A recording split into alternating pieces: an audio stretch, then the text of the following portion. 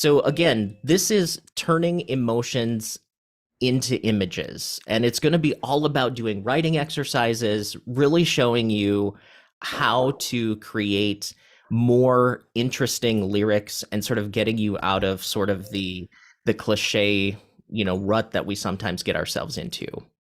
So, why do images have power within songwriting? So, when we think about songs, chords and music really are there to create like sonic emotion. So we feel the music and the listeners get feelings from what they hear just from the musical side of it. So they're getting into it emotionally. Lyrically, the way that our listeners put themselves into the scene is by connecting through imagery that connects through their senses, because it creates sort of a mini movie in the listener's mind, and it helps them feel the situation and sort of put themselves rather into the situation that you're singing about. So sometimes we want to write about a certain emotion, but we don't necessarily know how to do it in a way that lets your listener feel it the same way. So what we want to do is create images in the listener's mind along with the chords and the music that are going to create a more sort of memorable experience. And just telling your listener about how you're feeling a lot of times isn't enough to put them into that situation. So we're going to do guided writing exercises today, going to be sparking some of your creativity. We're going to learn techniques that you can use to sort of mine for material and find material before or for your songs beyond sort of the obvious. So I know that sometimes we get into, I think all of us do this, where we kind of say the same things in multiple songs. This will maybe help us say some things new, and we can write more originally in our own voice. And the main thing today is we want to share, support, and encourage each other.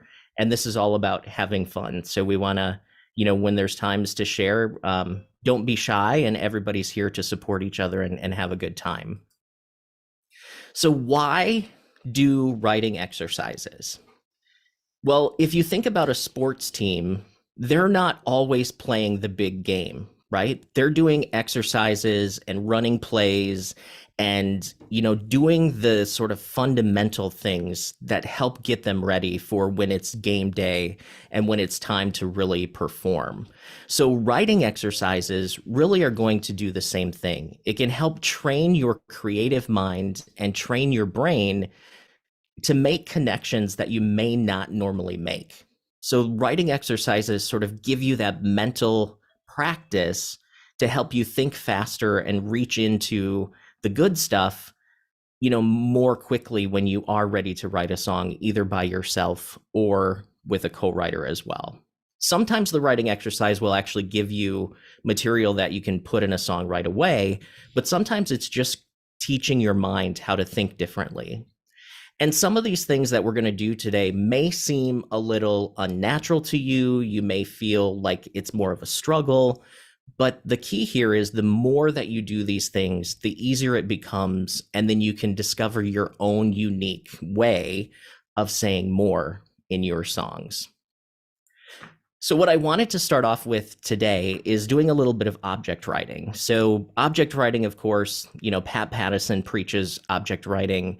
And what object writing is, if you're new to this, it's where you write about an object or a person or a place or a thing for about 5 to 10 minutes, and you describe in detail what you're experiencing in your mind about the object from each of the senses.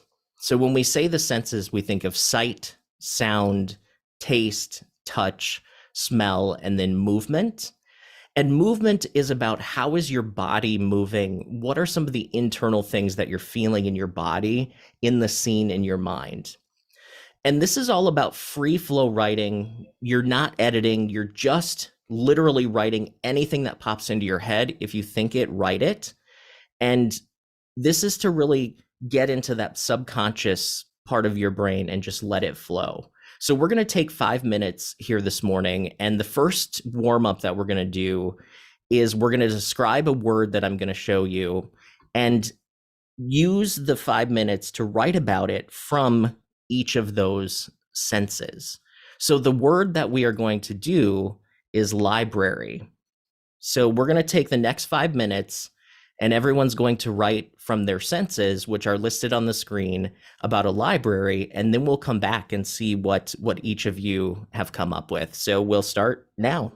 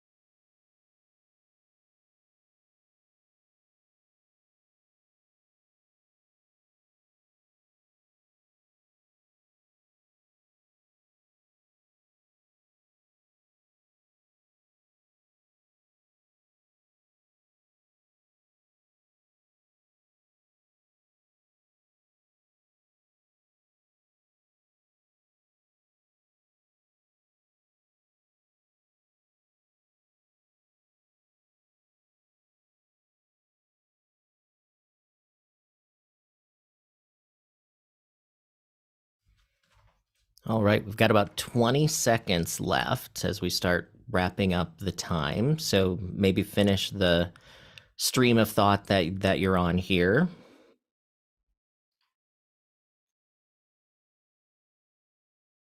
5 seconds.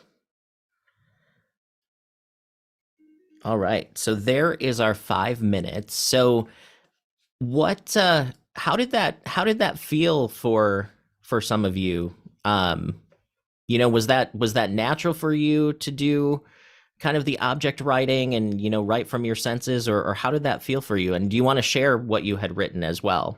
So so if you want to put what you wrote in the chat as well, I can read it, or you can also feel free to read it out as well. So how did it go? Pierre. Well, it was a good one because I'm a school teacher, so I'm my classroom is right next door to the library. So I'd like to share. So yeah, the topic it resonated quite nicely. So I'll share. The shelves are filled with all kinds of books. The librarian is in charge. Keep quiet or you'll get dirty looks. You reach up to grab an old encyclopedia. The smell you get as you open that ancient tome is nothing like modern media. You open it up and land on the word apple. That would hit the spot right now as my stomach grumbles in hunger. The library is a special place indeed. Sit back, relax, and read. Awesome. Well, you were throwing some rhyme in there too. Yeah. What a roll. Thank you. You're overachieving today, Pierre. Chantel, you have your hand raised as well. Well, mine is not going to rhyme, but That's okay. I'm new to this object writing, but here we go. I've always loved seeing rows of books in the library, to feel the spines in my hand, smell the newness of the pages, feel the heaviness of the books as I check them out.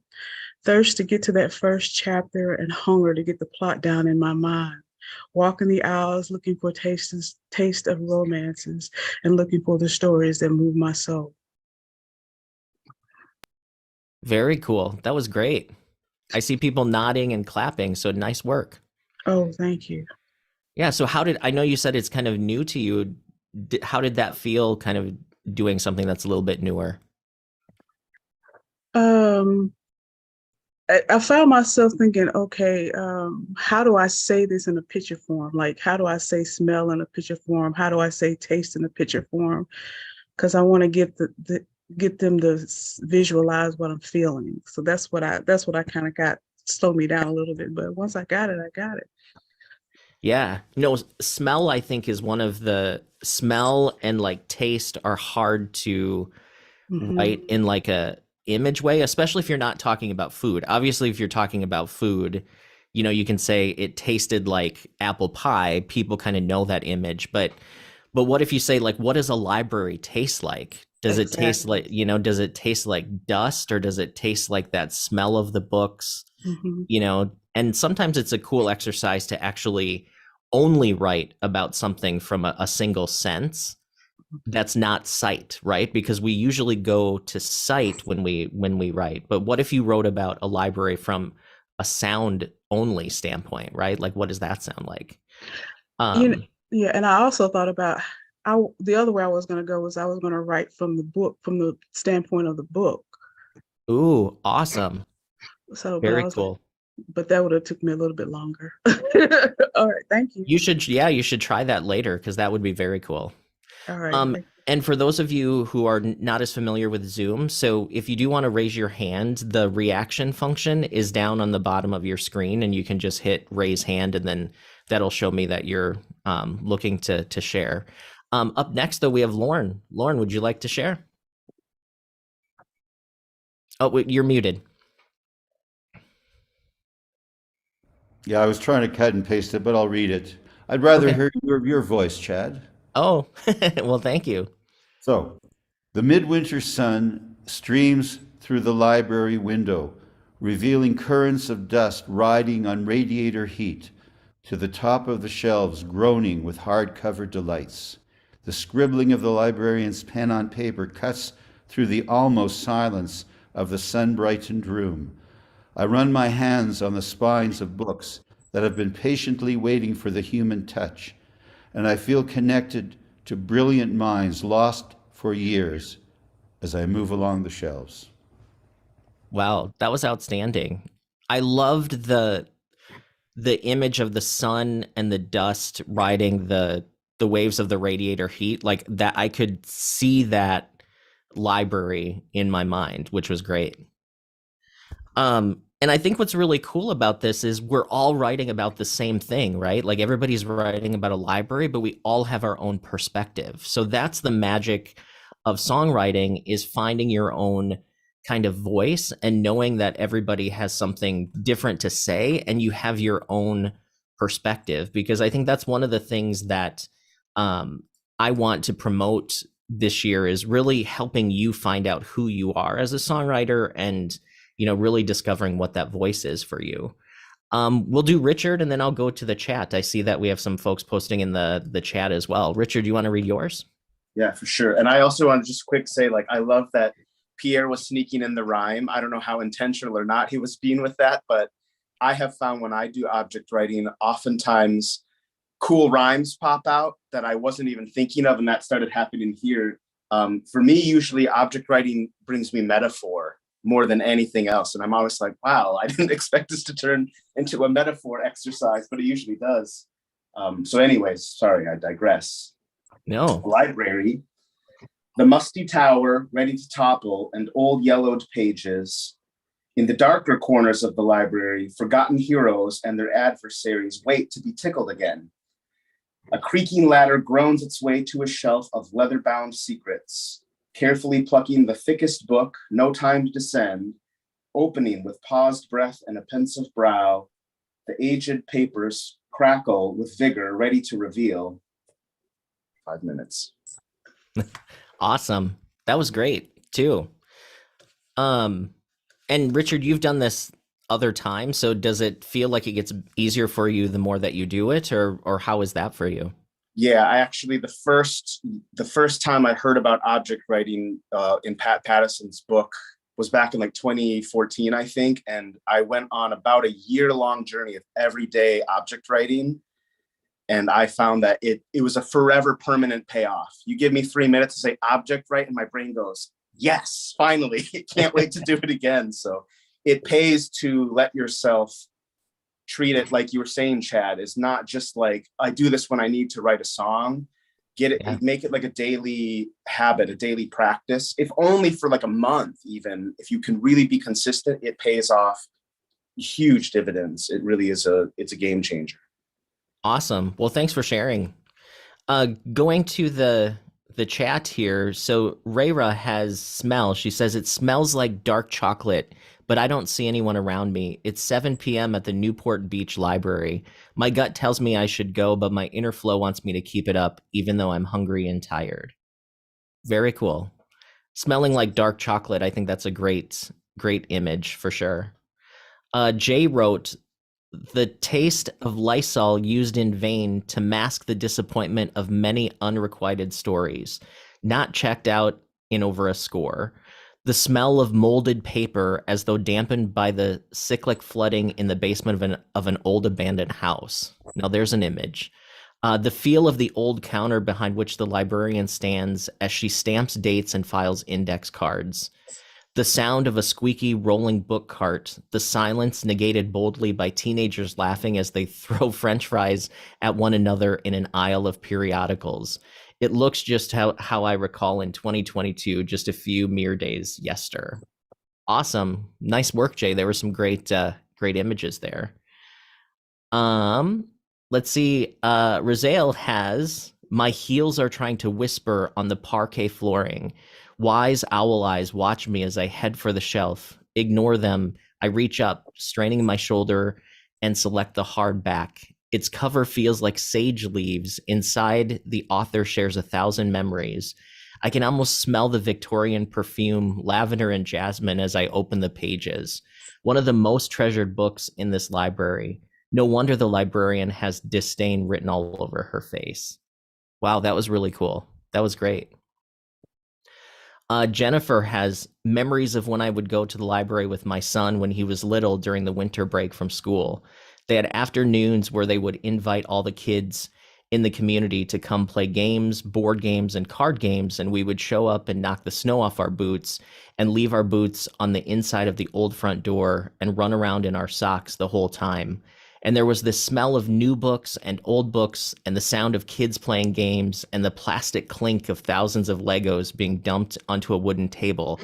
And I would take a book and settle into a reading nook, and I could feel the crinkle of the cellophane cover of the book I was reading. Awesome. That takes me back to my public library in my hometown, where every book had it felt like a 3-inch plastic covering, like the plastic covering somebody puts on a couch. Suzanne has swoosh, blue sliding doors slide apart, reflecting sparkled sunlight and scattering diamonds across the short blue carpet and cream-colored walls. Cold air quickly rushes out, slipping underneath the red wool collar of my woven sweater. Squinting, the tall oak wood columns of bookshelves blur as my eyes adjust to the indoor fluorescent lighting. Warm, rich, and softly stale, the aroma of warm pages wrap around my nose in a familiar embrace. Pressing my fingertips along the cool, smooth edge of the display case, I lean forward, the colorful covers of the books of the week fog beneath the heat of my breath.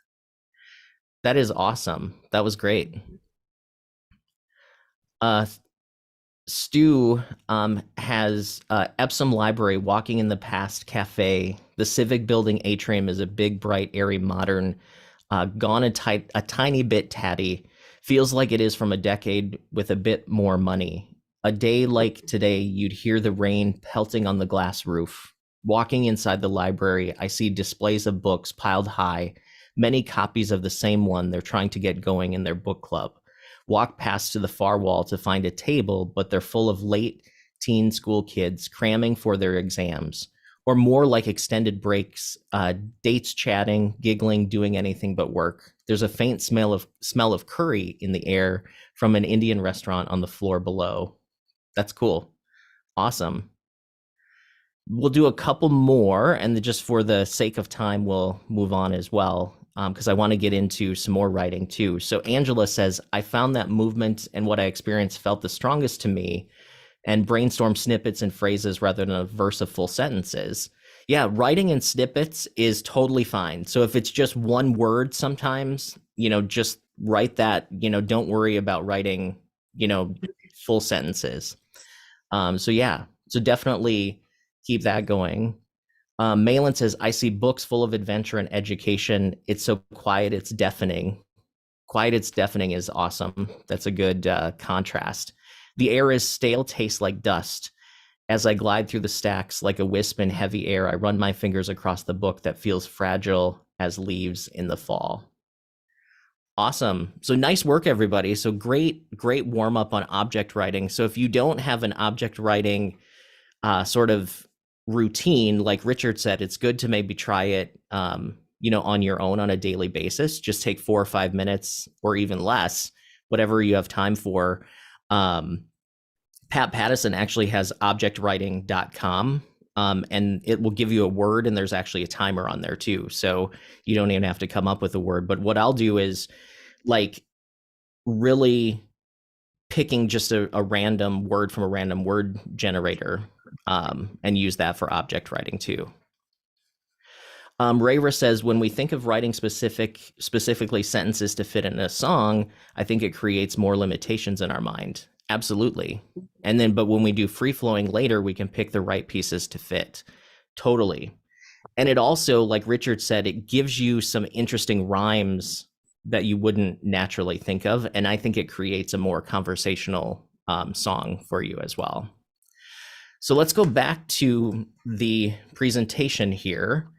So this next exercise that we're going to do is I am going to give you an emotion, and what you will do is I want you to think of, what does this emotion feel like and what qualities does it have? So try to think of it like, does it feel like it hurts? Does it feel like, and you can think in metaphor here too. So if you say it feels like something else, that's totally fine. But how does this emotion make you feel? How does it affect your body? What does it make you do? and then what happens if you're feeling this emotion. So we'll take probably 3 or 4 minutes here. And then I want to, so keep what you write here. And then there's more steps to this one. But the emotion that we're going to do this with is the emotion of shame. So think of all the ways that shame makes you feel. What does it do to your body? Like all of those things. And then we'll come back in a few minutes and we'll move forward through the steps in the process. So your emotion to think about is shame.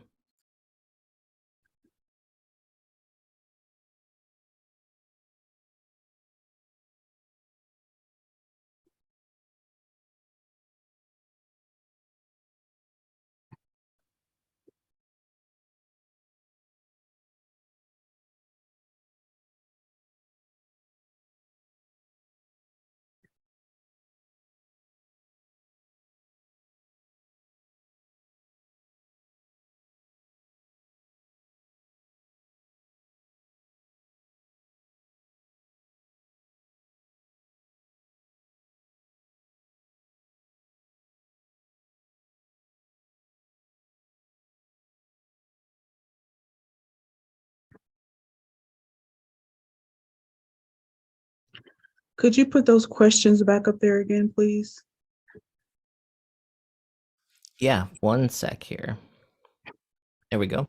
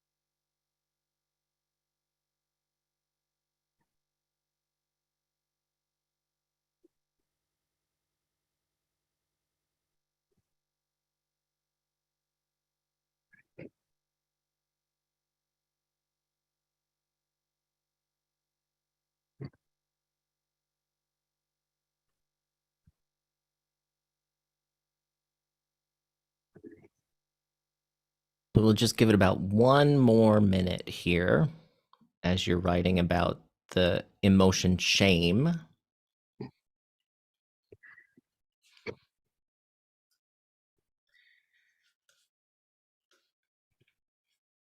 And I pick shame because that's not an emotion that you always think of instantly.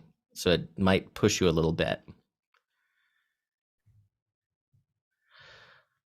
All right, so let's go ahead and start wrapping up and move on to the next part of this. So now that you have written qualities that shame has or things that shame does, what are other things or objects or really anything that has these qualities or causes the same reaction? So like for instance, if you said shame is cold, what else is cold? It might be like snow or ice. Like write down a few of the other objects that have the same qualities as what you had written. So just take a couple of minutes here to really think of look at what you wrote and what other objects would have similar qualities to that or do the same thing, and then we'll come back.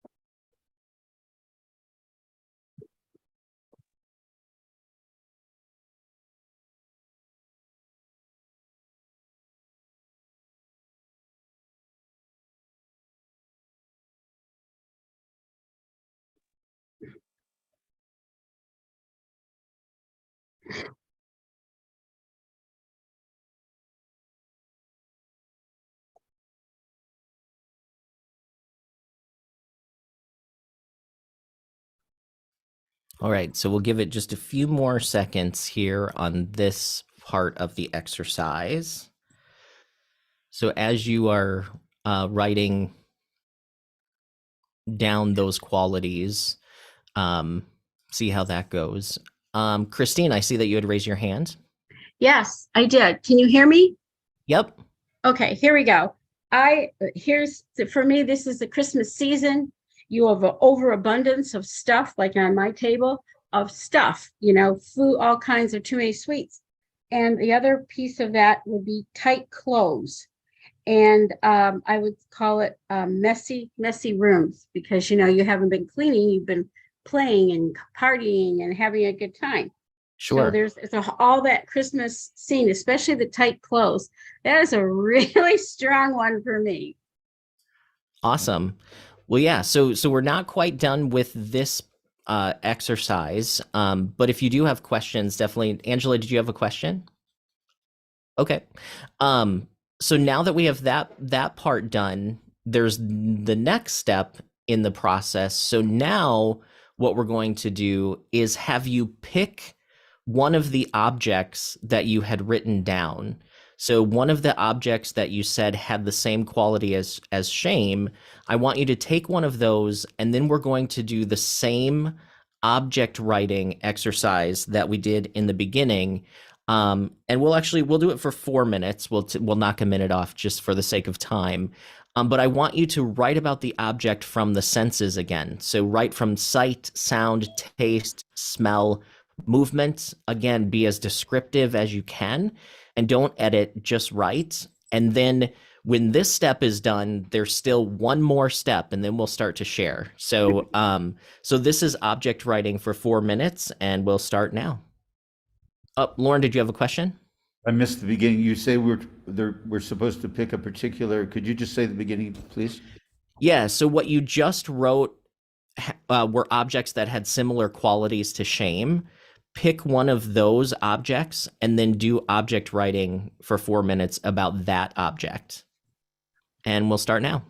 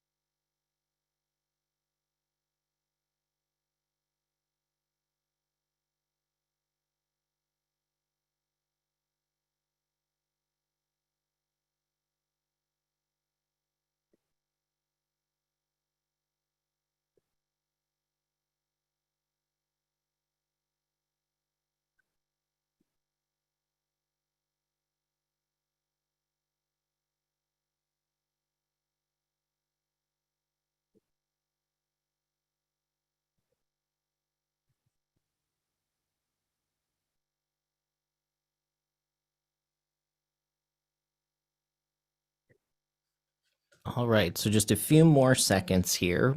Christine, did you have a question? No, I was just going to, if you wanted me to tell you what I wrote, I would be happy to share. Not quite yet, because we have one more step in what we're Oh, doing. okay, okay. So yeah, so go ahead and wrap up your object writing on these objects.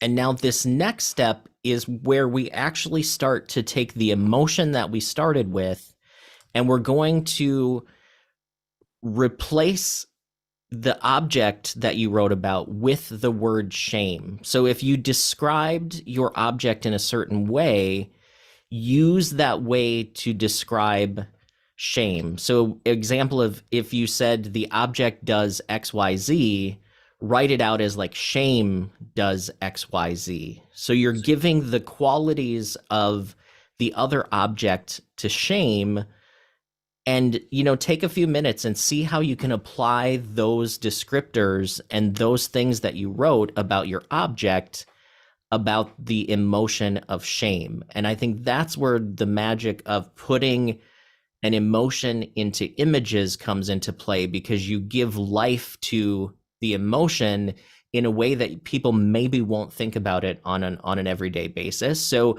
take a few more minutes here and see if you can use what you had written to write out some lines to describe shame, or replace words with the word shame to see if you come up with anything cool. So any questions on that? I know this is where the rubber hits the road a little bit on this. So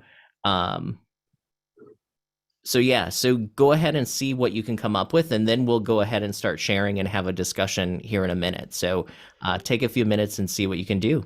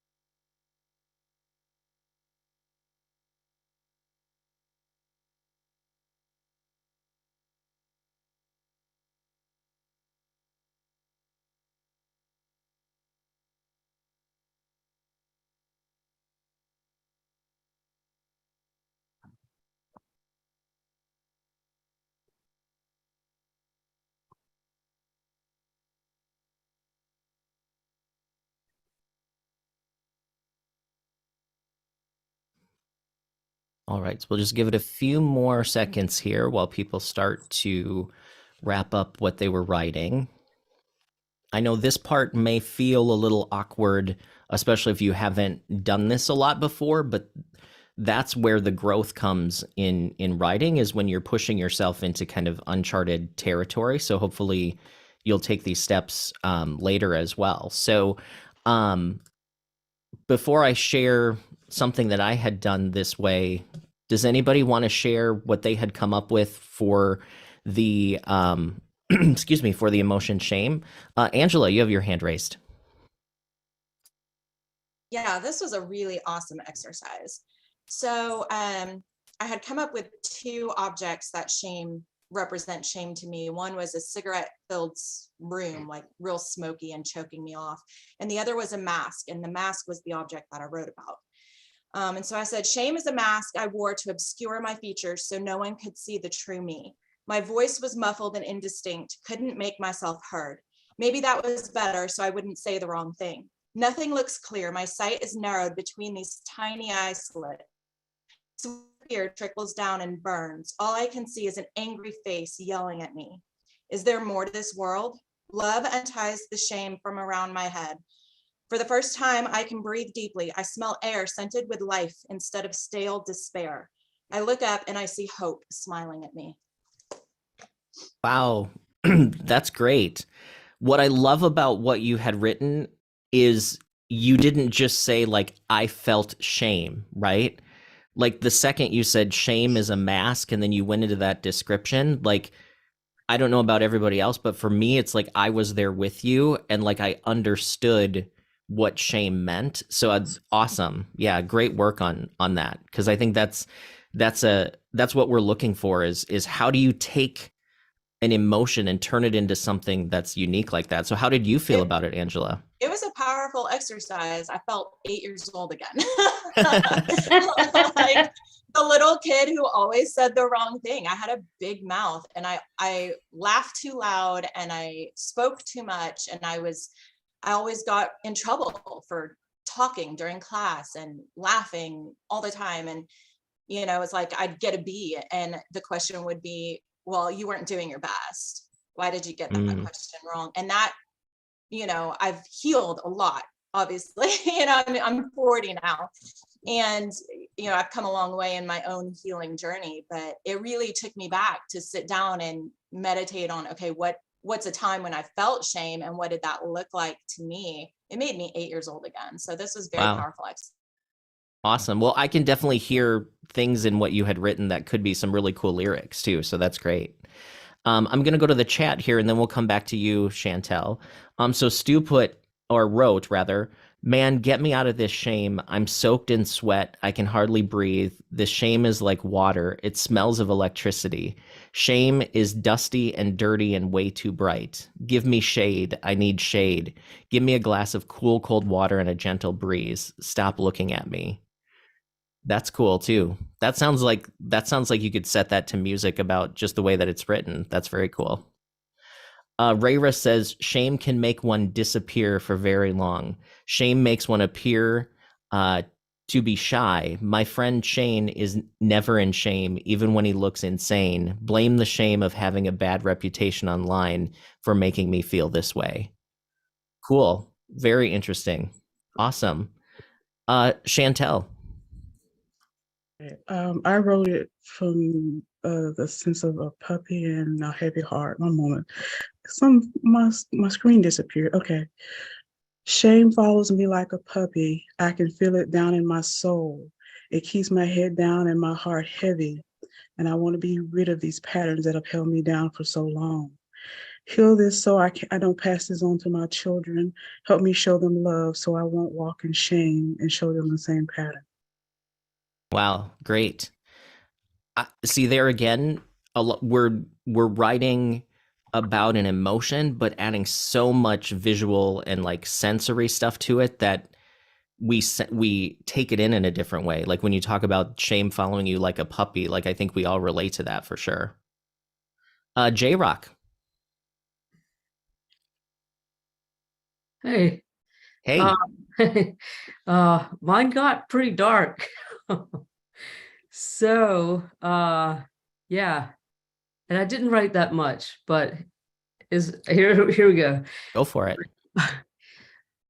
Back in the shadows with a sharp blade in my veins, Tourniquet tightening, here we go again, where the smell of old trash is piled behind, trying to hide the shame inside and keep a brave face. Keeps me in its noose, a dry rope around my neck, burning red, trying to breathe again. Wow, that's amazing. That's it dark but powerful, right? Like that says something for sure. Thanks for sharing that. And Lauren. Oh, you're on mute. There you go. So I wrote like 3 things. Like you had the first part, the second part, and the third. Shall I read them all? It'll just take a minute. Sure. I didn't know, and so one thing I did not do, I did not mention shame in this. So I'll go. First part is the flow in the sidewalk, people passing. Do they recognize what I have done? Do they know how I have failed myself, not to mention others? The shrinking inside, the heat on my face. Can they see my discomfort? I pull my scarf up to cover my ruddy face and I make myself invisible. They must feel the heat of ridicule, the rubber band of tightness impinging my breast, slowing my step. I'm as terrified as an escapee, but how can I escape the harsh stress of others? I cannot escape. Now the second part. White as the ashes that glow, hot as the fear, when I recognize prying eyes judging my stride, branding my skin with ridicule, burning my shame into view forever. And the last part. I am melting in the heat of ridicule. I hide from eyes that take comfort in the pain of others. Who will open the door of forgiveness? Let me pass. See me as I am, a frail human reaching for the human touch in a frozen hard world. Awesome. I heard things in each one of those sections that you had written that definitely communicates the feeling of shame.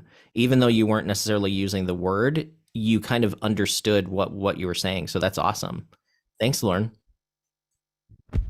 Going to the chat here for a sec, Suzanne says, the sting of shame lingers. It constricts the air in the room like an anaconda around a gazelle. The hot coals of whispered insights burn my cheeks. The smoke pulls tears from my eyes. With trembling hands, I hold my breath, teeth grinding against the shaking of my lower lip. Blood settles on my tongue, hot and metallic. Head lowered, I count the lines on the floor, tuning out the whispers. Wow, that was extremely visual. That's great. Nice work.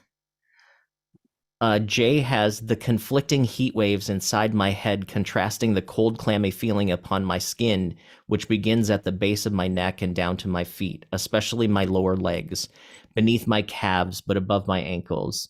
The illogical polar changes seem similar to a Nest thermostat being hacked in real time. Some nation-state player using maliciously tools exposed during the Vault 7 disclosed by WikiLeaks just a few years ago. As though my body were an open space storage building, rolling with the tides of a sea of computer terminals, roaring with the sounds of clattering keys, intermixed with the human voices of wrongful personalities, directing minions to reprogram my body to act hostilely against itself. An entire operation devoted my sabotage. Shame is the agency of my self-destruction. Shame directs my thoughts and senses to perceive themselves negatively, juxtaposing fact and fiction. Shame orchestrates the dysmorphic ideals roaming throughout the script. Interesting. That was cool, Jay. There's actually a second part. I couldn't take it from Notepad. It's just a couple lines down. Oh, I see. Let's see where it ended. So throughout the script of my programmatic framework, shame never seeks credit or stands in the limelight. It attacks quietly, gathering more information in time to further its attacks against me periodically, as it finds new vulnerabilities evolve within the safe spaces of my imagination to truly melt me, to melt my sense of self. Wow, you wrote a lot in a short amount of time, Jay. Great work. Hey, man, you give great direction. Thank you. Let's come back to Dan. Hi. Yeah. Hi. Hello. So here we go. To me, shame was like winter. So I did this. Shame is a trap and a prison and a load to carry. It drags on and slides by and clamps down and refuses to hear you. It takes your joy and fences it in. Shame wrings the blood from your fingertips and fills them with ice. It boxes your ears and dries out your nose. Shame howls down the sidewalk and climbs in your face and trips you into a fall. It questions your choices and laughs at your answers. It smells of vacuum and cemeteries.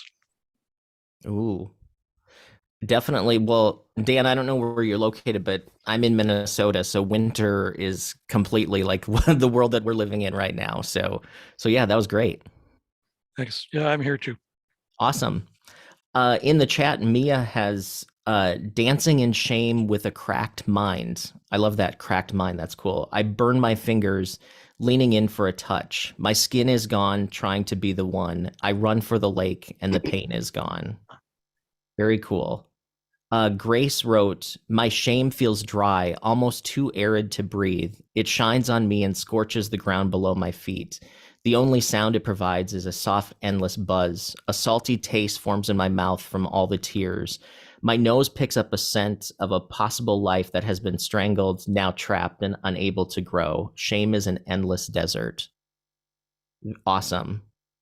Yeah, so again, isn't it cool how everybody, even though we're writing about the same things, it definitely shows that we all have our own perspective and our own unique way of saying things.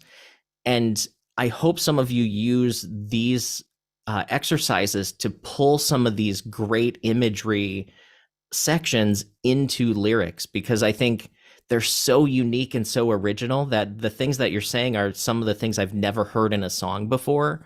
And I think that's something that is very powerful for a songwriter, is to write about something in a unique way. And this is how you start to get to those ideas.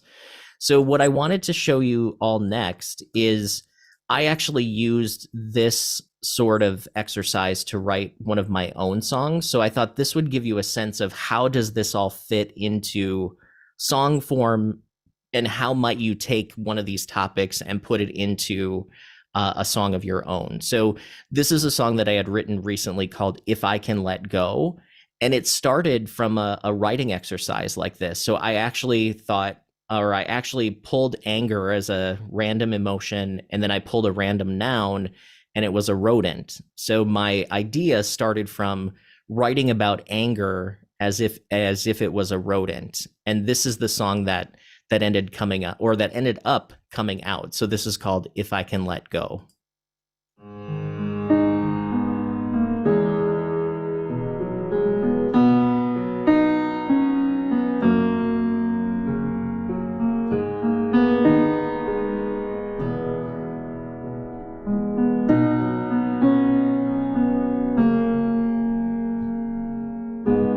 My anger gnaws. I know it's there, can't let it out. It's kept in its prison clawing.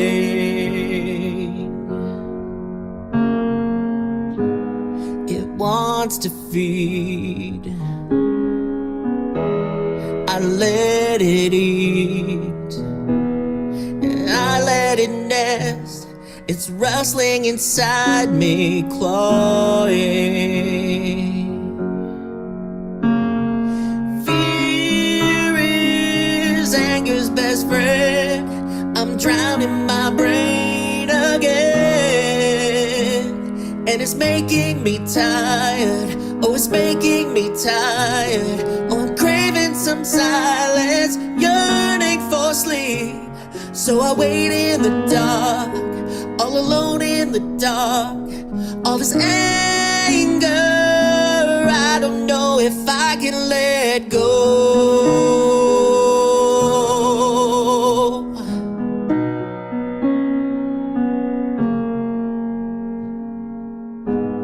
The darkest hour, my crying out. Lonely at nightfall, lost in the twilight, I'm hurting.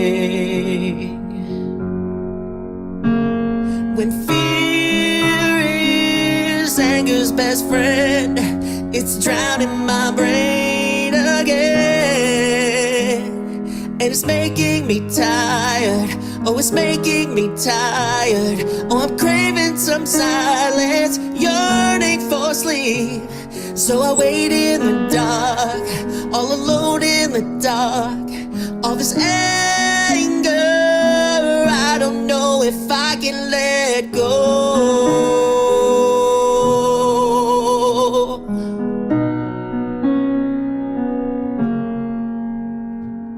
Storms and trouble, push and shove, oh push and shove. The storms and trouble, push and shove. And it's making me tired, oh it's making me tired. Oh, I'm craving some silence, yearning for sleep. So I wait in the dark, all alone in the dark. All this anger, I don't know if I can let go.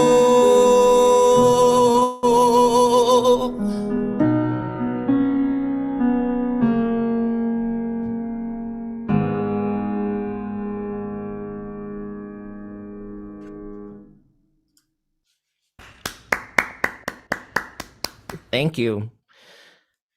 So do you see how kind of that concept of anger being, it mostly showed up in kind of the first half of the song, but that really gave some interesting features to anger instead of just writing, you know, I've been angry and all of that. So any thoughts as you listen to kind of that in action, or any thoughts on that song that you'd like to share? Lauren. I really liked that idea of the gnawing and clawing. Me too. Like anger wanted to keep being fed. I thought that was really that really personalizes it. Cool. Awesome. Thanks, Angela. Lauren. Yeah, I just wanted to say the comment, there's this, I'll start by saying I'm listening to Bono's new book. I got it from the library online, you know, my local library. I'm in Mexico now, but, you know, he sent it to me from Ottawa. And I didn't know it was going to be an audiobook. And it's a really good book. I'm about a third way through, and he reads it. But he tells the story when he was in high school, his music teacher, who was also his mentor, and he had a big anger problem. He did some weird things, even when he was with U2 at the beginning. And he said that the guy sat him down, his music teacher, and explained that anger is related to fear. And he didn't realize that, Bono, and that he used that knowledge to write songs. And that's what you're doing. It's just a connection that sort of I was just listening to that part of the book yesterday, and yeah, it's a nice song, and it tells us not directly but through imagery a lot about what's going on in your life or the person's life. So that's what I wanted to say. Bono, who's a great songwriter, uses this kind of psychological self-knowledge to create things. Awesome. Thanks, Lauren. That's really cool. I'll have to check out that book for sure. Jay, you had your hand raised as well. Hey, Chad. I find that you tend to pick songs that really resonate the examples that I experience, and it helps me to understand the best way to go about writing certain techniques or certain standards that you set or others have set. And the thing is, like, they're usually writers who are, you know, renowned, like Taylor Swift or whatever, but they have a track record. And I feel like this song is so resolutely definitive of this exercise. And I wanted to denote that, because it's not very often who I see an example of someone who's not already in the limelight have an example that really hits an exercise that reflects in a way that I can really take information and use it. But it says a lot about the song to me, and I think it's a great piece. Awesome. Well, thank you. Thank you very much. And like I said, it literally was written using the exact same types of processes that we're using. So hopefully, you guys will write some songs that you can do this as well. Thanks, Jay. So let's go ahead. Richard, you had your hand raised. Yeah, just not much to like reflect on the exercise this year, but I just wanted to comment. The pre, especially in that song, like really like grasped my attention. So just wanted to tell you that. Awesome. Thank you. Rayra. Hey, Shed, would you mind sharing a little bit of your songwriting process for this song? And also, would you consider the piece where you wrote "It Is Making Me Tired," that verse specifically like consider a chorus as well? Because I had a feeling that was the chorus, and then this last part was also like a chorus. And I'm curious if that is like okay in songwriting, because I do that a lot too. Like I have two parts that sounds like chorus, but I don't call them chorus, if that makes sense. Yeah. So from the process, what I like to do just to keep myself sort of writing, and like most of the time when I sit down to write, I have no idea what I'm going to write, and I don't necessarily feel inspired. So what I will do is I've got some emotion cards, which I will do some exercises with these coming up, but you just pull a random emotion, and then I've got another set of cards that has nouns on it, and it was actually a rodent or a rat. And I thought, well, how is anger a rat?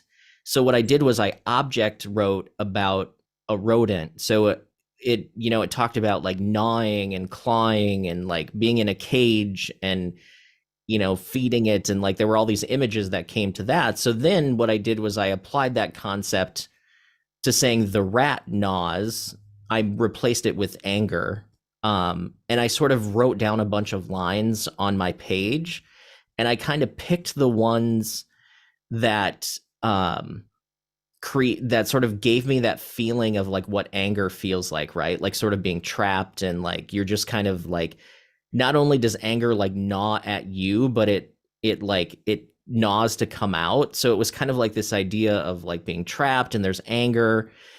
So I started writing those lines out, and once I had the lines, I actually went and created the melody. So I did the whole song melody before I even put it into the form. So it started with a melody, and then I listened to that for like days because I thought it was kind of a complex melody. So I listened to it over and over again until I had it in my head enough to write like dummy words to it. So I wrote a bunch of nonsense that fit the melody. And then what I did was I went back and took my lines that I had written and put those into that same structure so it matched rhythmically. So the melody and the words, so I wasn't putting the wrong emphasis on the wrong syllables to try to make it sound more natural. So it was probably a week-long process for this one. Coming up with the ideas, getting sort of the lyrical, I would say like content in sort of a very rough like palette, but then melody is so important in songwriting that I spent a lot of time working on melody as well, and then came back and married the lyrics and the melody together. But from a structure standpoint, this first part is a verse. The second part I would consider like another verse, which kind of sounds like one long verse. And then it gets to this fear is anger's best friend. That part I consider a pre-chorus. So it links the verse to the chorus, which I consider the it's making me tired part to be the chorus. And then it ends with the hook line of if I can let go. And the title for this one actually came from like writing this all out, and then I just wrote the line, I don't know if I can let go. And I was like, okay, that's the title, because it fit with that melodic rhythm and sort of what the melody was doing. So that felt like the hook to me. So hopefully that's helpful. That's amazing. Yeah, thanks for explaining. I love it. Really good job. Awesome. Well, thank you. Any other thoughts before we move on? Perfect. So the next part, what we're going to do is, whoops, did I skip one?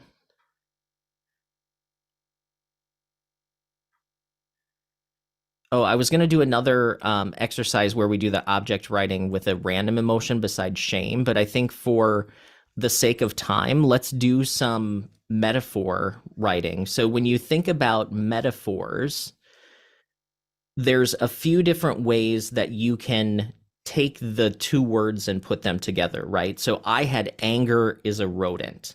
So that's the X is Y.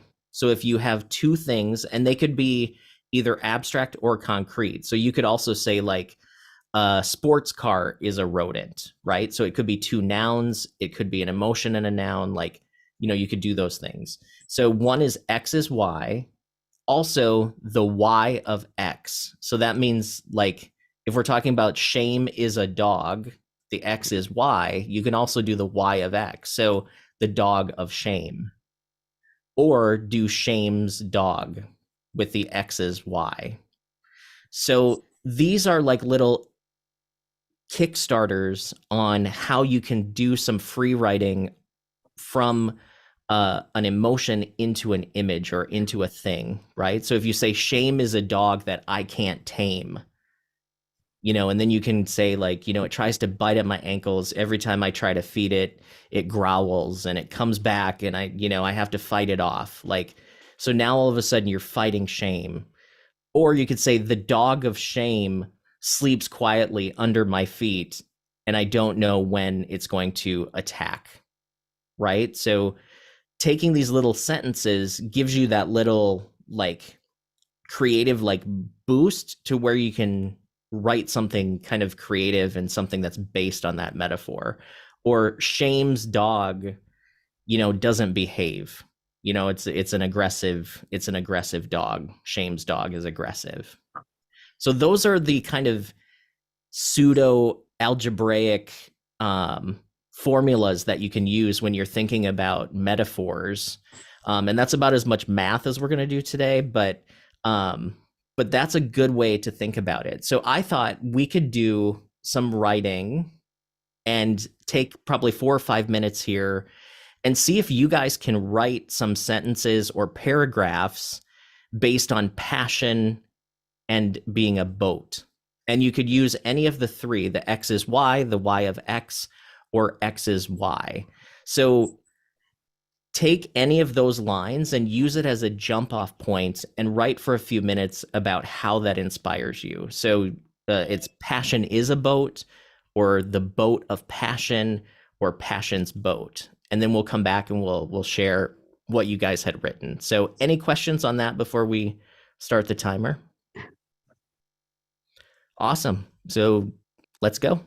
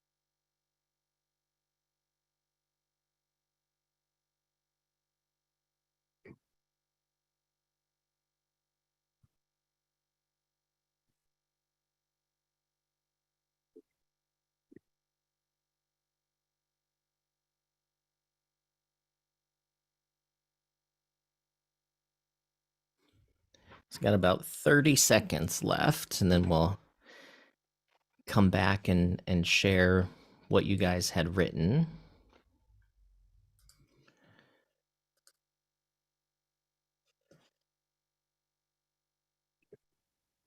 So how did that exercise feel, writing from kind of a preset kind of metaphor? Did that feel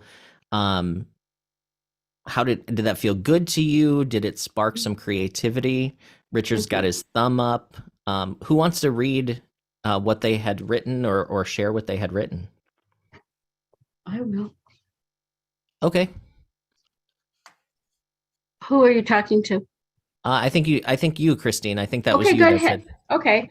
I wrote passion is a boat. The boat a passion is a boat going through the seas of emotion, of doubt, of trust, of love, rough sailing, smooth sailing, still together, hanging onto the sails to each other. As the winds of change and temperature come up through the boat, and as we argue and fight under, I don't know what that little room is called underneath the boat there. That's what I meant. You know, with there's Yeah. I forgot that boat, what it's called, but it's underneath. What do they call that? Is that the hull I don't know. or the I don't cabin? remember. The cabin, maybe. Cabin. Okay. The cabin. And that was it. Could be the hold. The Yeah. whole. Okay. Awesome. Well, thanks, Christine. Okay. I'm looking through the comments in the chat. I'm a little bit behind. Suzanne asks, do I have any exercises that I recommend for improving syllable and melody rhythm matching?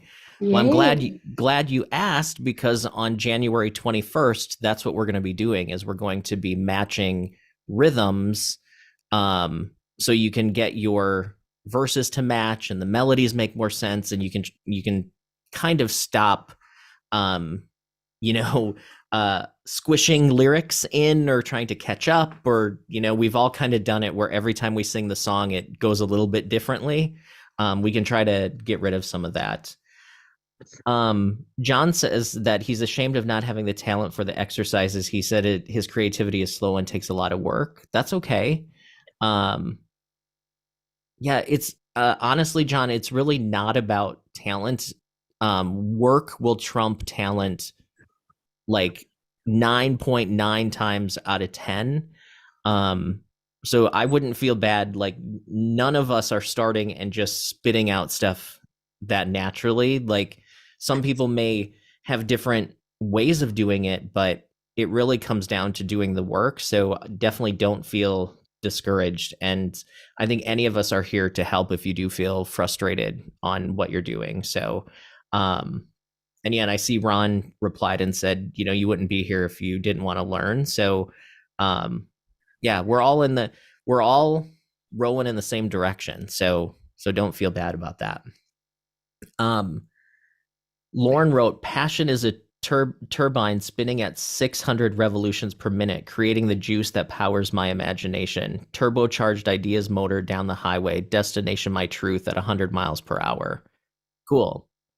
Rayra says, passion is an ice cream. When it melts, it is all over. The ice cream is full of passion and the taste is addicting. Be careful. Passion's ice cream is my favorite place to cope with disappointment.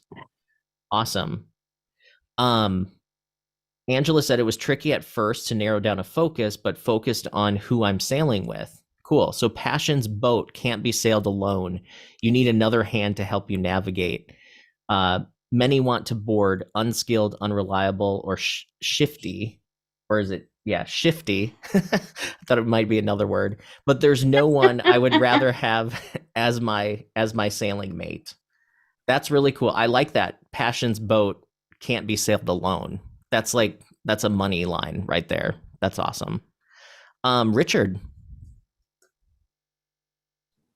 Love that. Yeah, the metaphor exercises are always fun to me. I got just like 3 simple lines, but I was chuckling to myself because, as you had just brought up, the fitting stuff into lines. As I wrote these lines out, they kind of all utilized the different, what do they call that? Like the common meter or whatever, like that poet structure that we all know, that sing-songy thing, and they just, Yeah. by accident, they kind of all stumbled out in those 3 different versions. But anyway, so passion is a boat and I'm sailing away, right? And the expectation, because that's how that line length goes. The next one, on the ocean setting sail, passion's boat has never failed, so much more stable. And then like an odd line length and prosody galore. I'm on the boat of passion again. Someone throw me overboard. Made me laugh. So Cool. love metaphors. Yeah, no, it's a great jumping off point for sure. Thanks for sharing. J-Rock. Okay. This one has a light at the end. Okay. Riding on a raft in a sea of constant change, clinging to the mast as wind gusts hit the sails. Dark clouds above, dark clouds above with thunder's clap shaking the board, while the deep dark blue calls below, trying to keep my sights sharp, focused on a vision that feels like a distant dream, following the compass in my gut to find the next steps, turning with my heart, with my eyes looking for the light. Very cool. Nice work. Chantel, I'll come back to you in just a moment. J-Rock, that was great. Jennifer in the chat wrote, passion is a boat that needs the rising tide. When the water recedes, it gets hung up on the sandy beach. Got to be careful navigating those rocky shorelines of love. A boat can take you out on the surface where love runs deep, but to really know the water, you got to jump in with both feet. If your boat runs out of gas, it can leave you stranded. You either got to paddle or raise the sails, and if there's no wind, you're stuck. Passion is a boat that will get you only so far. It can take you to an exotic port, but you got to get out and step on the land if you want to have the full experience. Passion is a boat, but can't weather all the storms, and you don't want to end up capsized on the ocean floor. Awesome. That's very cool. There are a lot of images that associate boat with passion for sure. Chantel. Okay, one moment. Passion is a boat floating freely on the water, never knowing when to let you go, taking me deeply in the rough waters, wondering if it will just let me drown, finding out if I just stood up, I was always on a boat on shallow ground, and I could have been free at any time.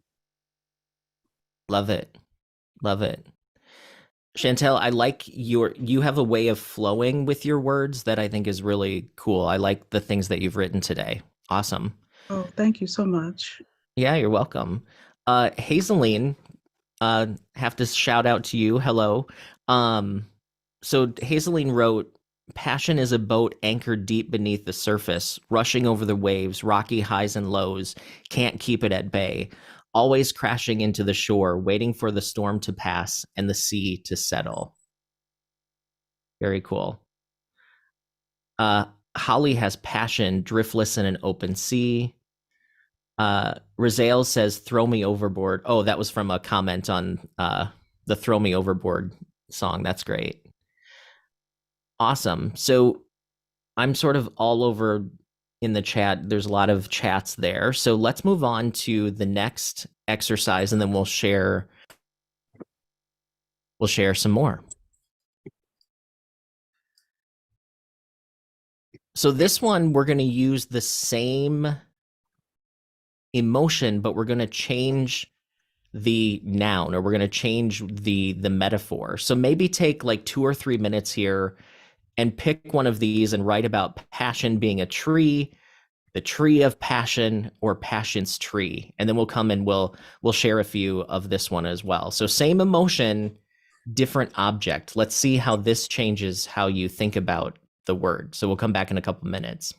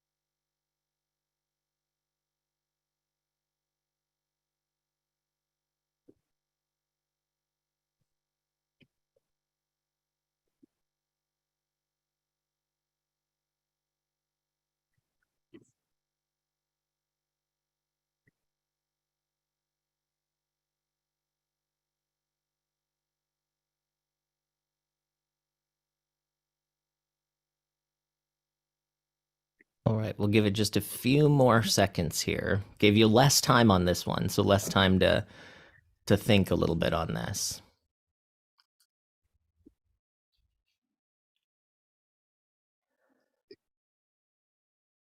All right, so let's go ahead and wrap up. It looks like in the chat we have some people posting. John posted, let's go back to the boat here. Passion is a boat trying to navigate the waves of you. Awesome. I love that. Waves of you. I try to climb up one side of your emotions, reaching the top, but the powerful anger almost capsizing me. And I coast down the other side of the massive wave, looking into the distance, seeing an even larger one coming. Awesome. That's great, John. That was awesome. Lauren says, surely we can learn from the trees. Surely we can learn from the trees. Absolutely. No, that was a mistake. I wrote more. I'll send it in a sec. Oh, okay. It was still cool, short and sweet. Dale wrote, passion is free, pushing forward like a breeze, like a wandering Joshua tree, swaying, exhales, swooshing to breathe. Passion is surrounding like a moat, a conversation starter to tote, experiencing the highs and lows like the tide, a freely chosen boat ride. Awesome. Jennifer, you said this one was definitely harder for you. What made it harder, do you think? Rayra says, passion is a tree full of magical stories. I'm reading a Romeo and Juliet's book under the tree of passion. Passion's tree is decorated for Christmas. So beautiful. Jay says, passion is a tree rooted within soil, both pure and polluted. It sits and grows from the nourishment of its environment. It bears the season. It bears rains, acid and otherwise. Passion is a tree, and it's always bound at some time to be a product of its environment. Very cool. Angela says, passion is a tree that only passive rooted deep. Passive rooted deep, loves flowers bloom. The fruit is sweet because passion is a tree. Awesome. Adam wrote in here too. Hey, Adam, the tree of passion has roots that run deep into the earth, holding firmly for years and years while getting stronger. And the farther it reaches to the sky, the more it wants to touch, yet it knows there's always room for growth. So it learns and explores what it can in order to reach its full potential. The hard trunk and immovable wealth of energy and history. The branches are the many directions it knows it can go in life. Awesome. We'll come back to the chat. I see Lauren's longer version is up here, but Chantel. Okay, one moment. Passion is a tree I've been afraid to climb so many times, afraid of where it would take me, wondering what the leaves of passion have that so many people rave about and want all the time. One day I'll put my feet on that trunk and start the first of hopefully many journeys that'll take me to the passion that's in that tree. Awesome. I love the afraid to climb concept. I actually think that might be a cool song title, actually. Afraid to climb might be really cool. J-Rock. Hey, okay. A quick one. Drifting in the city winds floats a tiny seed, finding a home to burrow deep within the concrete, waiting for the showers to find its way through the buildings and feed its slow growth while the roots dig deep. That's all I got. Very cool. Awesome. Do you do live poetry at all? You have a way of like speaking that sounds like you might do poetry. I like poetry. I just haven't been reading out loud that much, but cool. Yeah. Well, I think you definitely could. Great work. Lauren says, surely we can learn from the trees to stand our ground for what we believe, to give back to the earth more than we take, to find our peace, to find our place, to hold our ground, to witness history, but not a word they speak of what they see, to grow to be giants from seed, their silence, their dignity. Awesome. Very cool. Jennifer, I think this was a response to my question about why she struggled a little bit. She said she has a certain idea of trees in her head and they don't have anything to do with passion. Trees seem to be nurturing and nourishing, and passion seems to be more fickle and less stable. I think what makes a good metaphor is actually when the things don't make any sense together, because it has a high, like, kind of friction rate. So I think if you could find a way, for a passion to be a tree, it might take some work, but maybe, like, how trees block out the sun, maybe sometimes passion blinds us and we don't see, the light, something like that. So there might be ways to do it as well. Awesome. Adam says he lives downtown New York City. What's a tree? That's awesome. Angela wrote, passion is a tree that only lasts if rooted deep. Okay, that makes more sense. Yeah, that's cool. Hazeline says, the tree of passion, its leaves drenched with rain, fluttering in the wind, roots deep, entangled under the surface. Holly has passion, driftless in an open sea. We jump in and row the boat, holding hands. The sea looks inviting from the shore. He rows evenly, calmly. I gaze at his shoulders, taken care of for life. Waters get rougher. His face flattens as the waves rise. Opposites, do they attract? My face fails. My heart falls further. We've been rowing now for years, the sea slowly getting darker, too far from shore to give up now. So we marry each other, slowly divorced from the rhythm of the waves. There isn't enough room in the boat now. Passion keeps us out. Crack in the frame, diluted by the water now. I feel the boat sinking now. I look at him one last time and jump overboard before he can capsize our life. Wow. That's a really cool, like, evolution of a relationship. That was really deep. That was cool. Suzanne says, the tree of passion stands tall and majestic in my dreamland. Its roots run long and deep, entangled like intertwined hands around my heart. The tree of passion retains scores from betrayal and heartbreak. Mere the leaves, but the tree remains, forever reaching for sunlight. That's cool. Awesome. So as we start to get closer to wrapping up here today, how do you see yourself using some of these tools and techniques, in your own songwriting? Do you think that this is something that you see yourself practicing or doing, or what are your thoughts as you kind of look back at the things that we wrote today? Because I'm sure you probably wrote some things that you never thought you were going to write. So yeah, how did this all help? How is this helpful, and is it helpful for you, I guess? So kind of open discussion at this point. Yeah, it's been very helpful. Just to get the mind, thinking and working in different ways, especially, the object part, which I'm not as familiar with, but has been a good exercise. Awesome. Great. In the chat, Jennifer says she already went and found a random emotion generator and made a list of 20 emotions she wants to try with the technique. Awesome. Richard posted more on passion there. Anybody else want to share kind of what their thoughts are going forward in their own writing with some of these processes? Rosale says, it's amazing, as you know, from our one-to-one yesterday. Yes, so Rosale and I had a one-to-one coaching session yesterday, which I'll talk about in a minute. She said she's already trying to do this, and it's been very helpful. Awesome. Christine says, helpful but need melodies. Stu says, just wondering at what stage to incorporate it. He says guests could use it to make a start or as a way to add color or do bridges. So Stu, I think you can use it at almost any stage of the game, right? Like sometimes I'll even use it just to find a title. I'll write a bunch of stuff and then I'll go back and I'll look, are there any lines that make a good hook line or a good title line? And then I'll make a complete song out of that.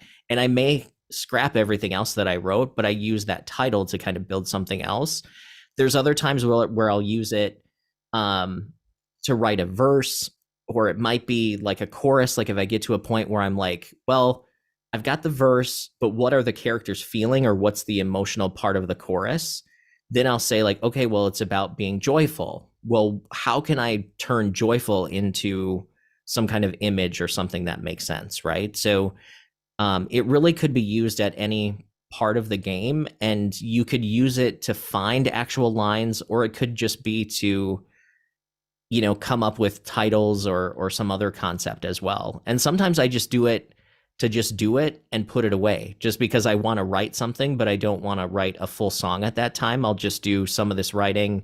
Then I feel like I've actually accomplished something. And then, you know, it kind of gets that creative thing going for sure. And I know, Pierre, you talked about doing different daily writings in a different way, but it's kind of the same concept where you do it and then it's done, you know. So, but great question, Stu, for sure.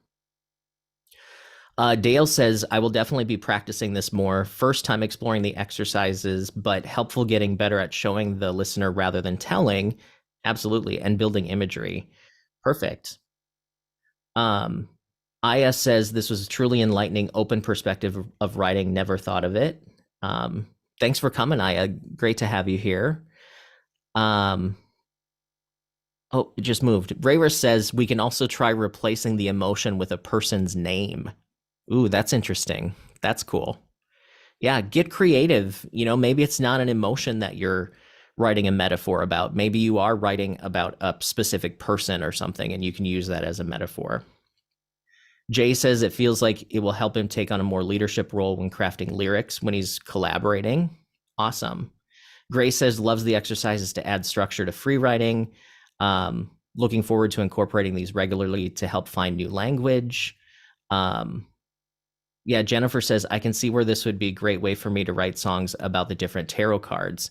Yes, I actually have tarot cards that I use for songwriting as well, because they are full of like emotions and stories and things. So even if you don't read tarot, you can still pull a card and then look up what it means online. And it can help sort of create some stories in your songwriting as well. So yeah. So Razael had mentioned that her and I were in a one-on-one coaching session yesterday. So I did want to share with you all that I have started doing both email song critique. So if you would like to have songs that you've written critiqued by me, it's $35 per song to have the review and the critique, and it can be done by email. Just send me the what you do is you go to the website, which I'll put in the chat here. And then once you pay the fee, then you can send me a recording or the lyrics. I'm just going to type this out here. Can't talk and type at the same time. So it's at homesongwritingcourses.com, but there's email song reviews for $35 a song. I also just released a new 5-week online lyric writing course that's all about using questions to write songs. That is also on the website. It's usually $75 for the 5 weeks, but if you use the code 20OFF, and I just put that in the chat as well, it'll knock $20 off of the course. And I know that some of you have already signed up for it, and it's been going good so far. So that's great. So that's kind of a new thing. And then also one-on-one coaching sessions. Those are $60 per hour. And same thing, if you go to the website and sign up, then we can schedule a Zoom where we can work one-on-one on your songwriting and things like that. It's been great. I know Razael, we did one yesterday. Dale and I did one earlier as well. So it's been really good. Adam, you have your hand raised. Yeah, thanks, Chad. I just want to say how grateful I am for you in these workshops. You know, I'm a firm believer in doing what you're afraid of and doing what you resist. And I have all of Pat's books. I did object writing for a long time, but I resist it, generally speaking. So I think it's pretty funny that you get me to do it more than Pat does. And I know I'm probably one of the people that when you asked for feedback on these workshops, I said more exercises, because I will never do exercise on my own. I'll write a song every day, but I'll never do exercises. And I got a lot out of this. So I really appreciate it. It got me back. I'm so steeped in conversational country that I've all but abandoned like the metaphorical Joni Mitchell that I grew up with and yada, yada, yada. So Yeah. I appreciate it. Thanks so much. Awesome. Cheers. Yeah. Well, thank you for joining. And you know, Dale in the chat says the one-on-one was fantastic. He said he can't say enough good things. Awesome. Thank you, Dale. But yeah, definitely going to keep doing a lot of free content, but really just kind of starting to monetize and give some more personalized work for you guys too. So if you're interested, you know, definitely reach out if you have any questions or go to the site too. But I appreciate you all for, you know, hanging out on these Saturday mornings. Next week, we're actually doing the song review meeting. We have 9 songs already in the queue. So not taking on any more songs right now, but definitely, even if you don't have songs that are being played next week, stop by so you can give some critiques and then also listen to the feedback that we talk about, because that can be a way to learn. As you listen to other people's songs, you can hear how your feedback, relates. Chantel, you had your hand raised. Do you have the songs listed so we can read them and give feedback if we want to? I will have them on the screen next week. I'll have them ready to go in that form, but not quite yet. I thought maybe we were going to put them like in a community, like on a forum, like where we could comment on them. That's what I was wondering. Yeah, so that's the other thing that I forgot to tell you guys too. So on the site that I listed, also that's totally free, is the community section on the site where you can go in and message each other and post music and get peer-to-peer feedback. So kind of what Chantel is talking about. You can go in and people can comment on songs that you're posting as well. So it's all at homesongwritingcourses.com.